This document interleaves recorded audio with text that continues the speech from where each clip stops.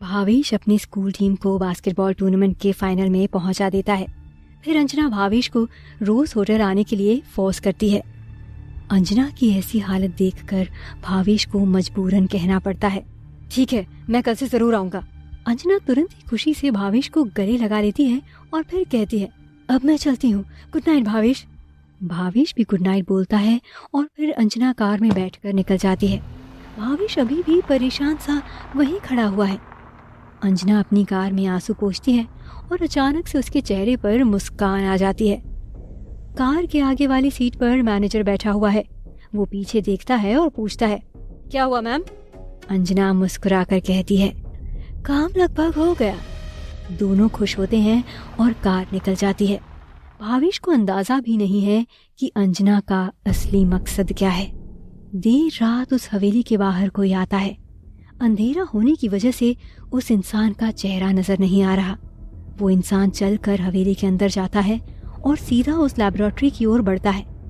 भावेश और संजना ने उस लैबोरेटरी के दरवाजे पर एक बड़ी सी अलमारी लगा दी थी, जिससे किसी को वो लैबोरेटरी नजर ना आए। पर ये आदमी अलमारी हटाकर सीधा लैबोरेटरी में जाता है। वो आदमी पहले से ही लैबोरेटरी के बारे में सब कुछ अच्छे से जानता है कि कहाँ पर क्या है और क्या नहीं। फिर वो कुछ पल लैबोरेटरी को ध्यान से देखता है और फिर सारे कंप्यूटर को एक हथौड़े से धमाधम मारना शुरू कर देता है। वो आदमी एक के बाद एक सारे कंप्यूटर्स और मशीनें तोड़ देता है, सबके वायर्स तोड़ देता है और फिर पूरी लैबोरेटरी में आग लगा देता है। कुछ ही पल में सारे कंप्यूटर्स और उनसे जुड़े डिवाइसेस जलकर राख हो जाते हैं और फिर वो आदमी वहां से चला जाता है। अगले दिन भावेश स्कूल नहीं जाता है और सीधा होटल रॉयल आ जाता है। अंजना भावेश को होटल में देखकर बहुत खुश होती है। आखिरकार जो बाजी उसने खेली उसमें उसे कामयाबी मिल चुकी है। अंजना भावेश को अपने ऑफिस में ले जाती है और उसे एक लिस्ट देती है और कहती है, भावेश, ये हमारे आने वाले मेहमान हैं। इन्हें हमें अपने होटल के स्पेशल खाने से खुश करना है। अगर ये खुश हो गए तो होटल में काफी सारी इन्वेस्टमेंट आ जाएगी। प्लीज, क्या तुम इनके लिए इनका फेवरेट खाना बना दोगे? हमारे लिए बहुत इम्पोर्टेंट है। भावेश अंजना की मदद करना चाहता था, इसलिए वो मना नहीं कर पाता और तुरंत ही किचन में जाकर काम शुरू कर देता है। भावेश का फोन पूरे वक्त बजता रहता है। संजना बार बार उसे फोन कर रही है, पर भावेश ध्यान नहीं देता। संजना स्कूल के बाहर खड़ी है और बार बार भावेश को फोन लगा रही है। उसे गुस्सा आ रहा है और वो बड़बड़ाती है, ये भावेश कहाँ चला गया? बोला था कि स्कूल के बाहर मिलना। कहीं भावेश किसी परेशानी में तो नहीं है? मुझे जाकर देखना चाहिए। फिर संजना वापस घर के लिए निकल जाती है। दूसरी ओर इंस्पेक्टर सूर्य कुमार यादव अभी भी पन्नू को ढूंढने में लगे हुए हैं और उनकी तहकीकात उन्हें उस बैंक तक ले जाती है जिसे पन्नू ने कुछ समय पहले लूटा था। वहाँ के एम्प्लॉयज इंस्पेक्टर सूर्य कुमार को बताते हैं कि वो कोई आम इंसान की तरह नहीं था। अजीब ताकतें थी उसके पास। उसने सारे सीसीटीवी कैमरे और इलेक्ट्रॉनिक इक्विपमेंट्स को अपने काबू में कर लिया था और साथ ही बंदूकों को एकदम से अपनी ओर खींच लिया, जैसे कि कोई मैग्नेट लगा हो उसके शरीर में।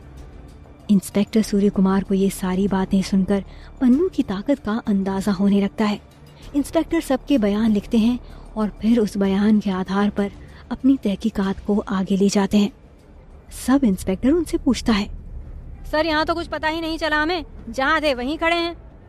सूर्य कुमार यादव मुस्कुराते हैं और कहते हैं, गलत, हम एक कदम आगे आ गए हैं। सब इंस्पेक्टर हैरानी से पूछता है, कैसे सर? इन सभी ने तो उसकी शक्ल भी नहीं देखी है। वो एक तरह से भूत है हमारे लिए। इस बात पर इंस्पेक्टर फिर मुस्कुराते हुए सब इंस्पेक्टर को देखते हैं और कहते हैं, उसने बैंक से पैसे चुराए हैं तो जाहिर सी बात है उन्हें खर्च भी किया होगा। तो उन पैसों के सीरियल नंबर के बेसिस पर हम वो पैसे ढूंढ सकते हैं। हालांकि काम मुश्किल होगा, पर हाँ, अगर कल हम ये न्यूज़पेपर में निकलवा दें तो शायद बहुत से लोगों तक ये खबर पहुंच जाएगी। एक काम करो, बैंक से उन सारे नोटों के सीरियल नंबर ले लो और कल पेपर के दूसरे पेज पर सारे सीरियल नंबर छपवा दो। देखते हैं कुछ मिलता है या नहीं। इंस्पेक्टर को अपनी इस ट्रिक पर बहुत भरोसा था कि कहीं से तो कुछ सबूत मिल जाएगा। भावेश अभी भी काम में व्यस्त है और एक के बाद एक डिश बनाया जा रहा है। बाहर होटल के उसी मेन हॉल में मेहमान आ चुके हैं और उनके लिए टेबल लग गई है। अंजना सभी मेहमानों का वेलकम करती है और उन्हें खाने की टेबल तक लेकर आती है। वहाँ वो खाने के साथ साथ मीटिंग शुरू करते हैं। अंजना ने जो भावेश को लिस्ट दी थी उसके हिसाब से भावेश अभी तक आधी डिशेस ही बना पाया है। भावेश को और स्पीड बढ़ानी है। बाहर सभी लोग भावेश के खाने की तारीफ करने लगते हैं और उसकी खुशबू में मदहोश भी हो रहे हैं। भावेश काम जल्दी जल्दी निपटाने की कोशिश कर रहा है क्योंकि उसके मन में यही ख्याल चल रहा है कि जल्द से जल्द यहाँ से निकलकर मुझे उस हवेली में जाना है और वायरस सिस्टम के बारे में पता लगाना है। अंजना भावेश को इस तरह काम करते देख मुस्कुराती है और मैनेजर से धीरे से कहती है, कहा था ना कि इसे मैं ऐसे फंसाऊंगी कि ये परमानेंट होकर रह जाएगा। फिर मैनेजर कहता है, पर मैडम ये तो बहुत जल्दी जल्दी कर रहा है, थोड़ी ही देर में इसका काम खत्म हो जाएगा तो यहाँ से निकल जाएगा। अंजना फिर मुस्कुराते हुए कहती है, आप उसकी चिंता मत कीजिए, मैंने सोच कर रखा है इसके बाद क्या करना है। संजना भावेश के घर आती है। घर पर सिर्फ चिंकी है। संजना चिंकी से पूछती है, चिंकी भावेश घर पर है क्या? चिंकी संजना को बताती है, नहीं दीदी, भैया तो आज सुबह ही होटल चले गए थे। संजना ये सुनकर दंग रह जाती है और मन ही मन सोचती है, मुझसे मिलने का वादा करके भावेश होटल चला गया और मुझे बताया भी नहीं। ऐसे कैसे कर सकता है वो? हम इतनी जरूरी तहकीकात में लगे हुए हैं और वो इसे इतनी लापरवाही से ले रहा है। फिर संजना भावेश के घर से निकल जाती है और फिर से भावेश को फोन लगाना शुरू कर देती है। भावेश फोन नहीं उठाता तो मैसेज डालती है, पर भावेश का कोई रिप्लाई नहीं आता। किचन में भावेश का फोन उससे थोड़ा दूर रखा हुआ है, इस वजह से उसे कुछ सुनाई नहीं दे रहा। भावेश जल्दी जल्दी ज्यादातर डिश बना लेता है और फिर भावेश थोड़ा चैन की सांस लेता है। फिर उसका ध्यान अपने फोन की ओर जाता है। तुरंत ही वो जाकर अपना फोन चेक करता है। उस पर संजना की 100 से भी ज्यादा मिस्ड कॉल्स लगी हुई हैं और कई सारे मैसेजेस भी पड़े थे। भावेश देखकर परेशान हो जाता है और संजना को फोन मिलाता है, पर वो भी फोन नहीं उठाती। तभी पीछे से आवाज आती है, फोन तो उठा लो भावेश। भावेश पलट कर देखता है तो पीछे संजना खड़ी हुई है और उसे गुस्से से देख रही है। इतने में वहाँ अंजना भी आ जाती है और संजना को गुस्से में देखकर पूछती है, क्या हुआ, सब ठीक तो है ना? संजना कोई जवाब नहीं देती, बस भावेश का हाथ पकड़ती है और गुस्से से उसे वहाँ से खींचकर ले जाती है। ये सब देखकर अंजना को गुस्सा आता है और वो बड़बड़ाती है, इस संजना का कुछ करना पड़ेगा, हर बार मेरे काम में टांग अड़ा देती है। संजना भावेश को बाहर लेकर आती है और उस पर गुस्सा करती है, तुम्हारा दिमाग खराब हो गया है क्या? इतने जरूरी काम को छोड़कर तुम यहाँ आ गए। मैं कब से तुम्हारा वहाँ इंतजार कर रही हूँ, ना फोन उठा रहे हो और ना मैसेज का रिप्लाई कर रहे हो, क्या हो गया है तुम्हें? भावेश संजना को कहता है, संजना थोड़ा शांत हो जाओ और मेरी बात सुनो। पर संजना पर तो जैसे भूत सवार था। क्यों सुनो मैं तुम्हारी बात? भावेश, मैं जितना तुम्हारे बारे में सोचती हूँ, जितना तुम्हारा ख्याल रखने का सोचती हूँ, उतना ही तुम मुझे हर्ट करते हो। कभी कभी तो मुझे ऐसा लगता है कि सिर्फ मैं तुम्हारे पीछे पड़ी हुई हूँ और तुम्हें तो मेरी कोई फिक्र ही नहीं है। भावेश फिर संजना से कहता है, ऐसी बात नहीं है संजना, जरूरी काम आ गया था इसलिए मुझे यहाँ आना पड़ा, वरना मैं तुम्हें कभी किसी भी चीज के लिए मना नहीं करता। ये काम भी मेरे लिए बहुत जरूरी है। अगर होटल में जरूरी गेस्ट आ रहे हैं तो मुझे उनके लिए खाना बनाना पड़ेगा, मुझे इसी बात के पैसे मिलते हैं। तुम मेरी बात को समझो, मैं मजबूर हूँ। संजना भावेश से कहती है, ठीक है तो फिर तुम अपना काम करो, मैं तुम्हारे लिए जोखिम उठाती हूँ। मैं अकेले वहाँ जाती हूँ और उस वायरस सिस्टम के बारे में जानकारी जुटाने की कोशिश करती हूँ। जो होगा ना मैं अकेले ही देख लूंगी, तुम्हारी कोई जरूरत नहीं है। संजना गुस्से में ये कहकर अपनी कार में बैठ जाती है और वहाँ से निकल जाती है। भावेश को टेंशन होने लगती है और वो मन ही मन कहता है, वो जगह बहुत खतरनाक है, कहीं संजना पर कोई मुसीबत ना आ जाए, मुझे जल्द से जल्द वहाँ जाना चाहिए। फिर भावेश तुरंत दौड़कर अंदर आता है। अंजना सामने ही खड़ी हुई है और गुस्से से देख रही है। इससे पहले भावेश कुछ कहे, अंजना बोल पड़ती है, भावेश व्हाट इज दिस? तुमने मेरी मदद करने का वादा किया था और अब तुम इस तरह लापरवाही कर रहे हो। भावेश बेचारा फंसा हुआ है और अंजना से रिक्वेस्ट करता है, प्लीज मुझे 1 घंटा दे दीजिए, बस 1 घंटा, मैं जल्द से जल्द वापस आ जाऊंगा, मेरा जाना बहुत जरूरी है। अंजना कहती है, भावेश 1 घंटा ही तो सबसे ज्यादा इम्पोर्टेंट है, घंटे बाद तुम चले जाना। मेरी बात को समझो, अगर ये मेहमान यहाँ से नाराज होकर चले गए तो हमारे होटल के लिए बहुत बड़ी मुसीबत हो जाएगी। प्लीज मेरी परेशानी समझो, तुम ही मेरी आखिरी उम्मीद हो। भावेश बुरी तरह फंस जाता है। उसे बस यही फिक्र सता रही थी कि कहीं संजना को कुछ हो न जाए। भावेश संजना से कहता है, ठीक है, मैं उस लिस्ट की सारी डिशेस बना देता हूँ और फिर मैं यहाँ से चला जाऊंगा। अंजना भावेश को कहती है, ठीक है, मुझे मंजूर है।